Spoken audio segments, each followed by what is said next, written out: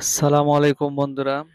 আজকে আমার নতুন ভিডিওতে আপনাদের সবাইকে স্বাগতম। আশা করি সবাই ভালো আছেন। তো থাম্বনেল দেখে হয়তো বুঝেই গেছেন যে আজকে আমি আসলে কোন বিষয়ে কথা বলবো। তো আজকে আমি কথা বলবো ঘোড়া এবং সাপ বা রাসেল ভাইপার সাপ। যত শক্তিশালী হোক, রাসেল ভাইপার যদি ঘোড়াকে কামড় দেয় তাহলে ঘোড়া কি মারা যাবে? বা ঘোড়া যদি না মারা যায় তাহলে ঘোড়া দীর্ঘদিন ধরে আমাদের কি কি কাজে আসতেছে? সম্মানিত বন্ধুগণ, আসলে আমরা ভাবি যে ঘোড়াকে শুধু বহনের কাজেই ব্যবহার করি। আমাদের বাংলাদেশে সাধারণত বহনের কাজে ব্যবহার করা হয় বা দাঁড়পানের কাছে ব্যবহার করা হয়। সোয়ার করে এক জায়গা থেকে অন্য জায়গায় যাওয়া বা বিভিন্ন ট্রফি জিতে নিয়ে আসে। কিন্তু ঘোড়া আমাদেরকে মহামূল্যবান একটি ভেনম দিয়ে থাকেন। আজকে সেটি বলতে যাচ্ছি। তো আপনারা শুনতে থাকুন। বেজিকে সাপ সবসময় ভয় করে, কারণ বেজিকে সাপ কমই মারতে পারে। বেজিকে সাপ ছোবল দিলেও সে মারা যায় না। তবে আশ্চর্য হলেও সত্য, বেজির মতো ঘোড়াও সাপের কামড়ে মারা যায় না। এক বৈজ্ঞানিক কারণ হলো সাপের ছোবলে ঘোড়ার শরীরে তৈরি হয় বিষ প্রতিরোধী এক ভেনম।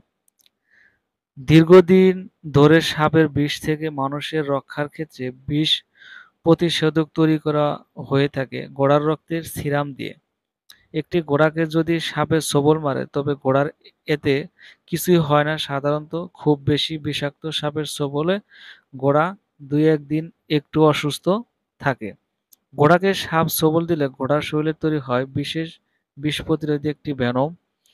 এই অ্যান্টিভেনম সাপের বিষের কার্যকারিতা নষ্ট করে দিতে কাজ করে।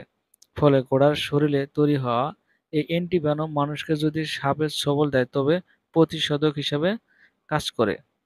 মূলত সাপের বিষ প্রতিরোধে তৈরি হয় অ্যান্টিভেনম, যা মানুষকে সাপে কামড় দিলে প্রতিষেধক হিসেবে ব্যবহার করা হয়।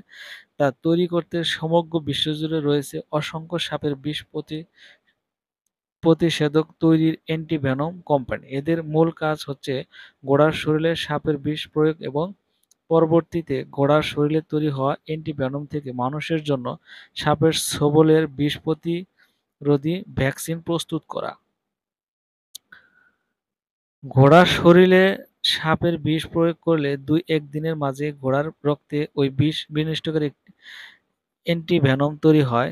এসব ভ্যাকসিন তৈরিকারী কোম্পানি ওইসব ঘোড়া থেকে রক্ত সংগ্রহ করে রক্তের লোহিত এবং শ্বেত রক্তকণিকা আলাদা করে শুধু সিরামটাই নেয়। এই সিরাম পরবর্তীতে আরও প্রক্রিয়াজাত হয়ে তৈরি হয় সাপের বিষ প্রতিরোধী অ্যান্টিভেনম হিসেবে।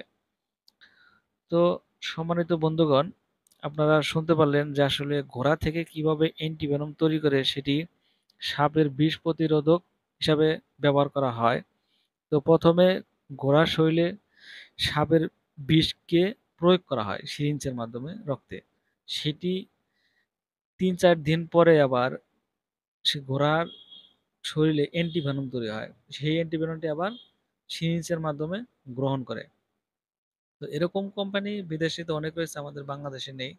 তবে তাহলে আমরা বুঝতে পারলাম যে আসলে ঘোড়াটা আমাদের জীবনের কতটা উপকারে আসে, যে আমরা বাংলাদেশে গাড়ি চালাই ঘোড়া দিয়ে, তারপর ঘোড়া দিয়ে সোয়ার্গ হই, বিভিন্ন ট্রফি জিতে নিয়ে আসি, আর বিদেশিরা এটাকে ব্যবহার করে আমাদের অ্যান্টিভেনমের কাজে।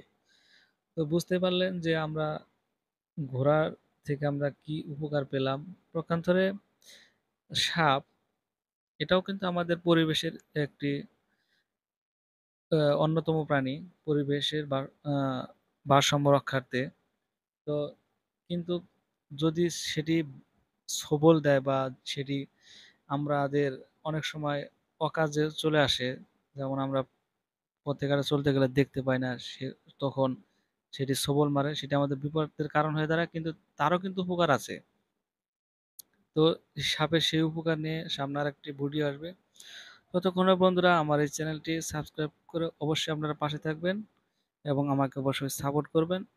তো ঘোড়া সম্বন্ধে আরও সামনে ভিডিও আসবে, সেই ভিডিওগুলো পাওয়ার জন্য অবশ্যই অল বাটনে ক্লিক করে রাখবেন। তো সে পর্যন্ত ভালো থাকেন সবাই। আসসালামু আলাইকুম।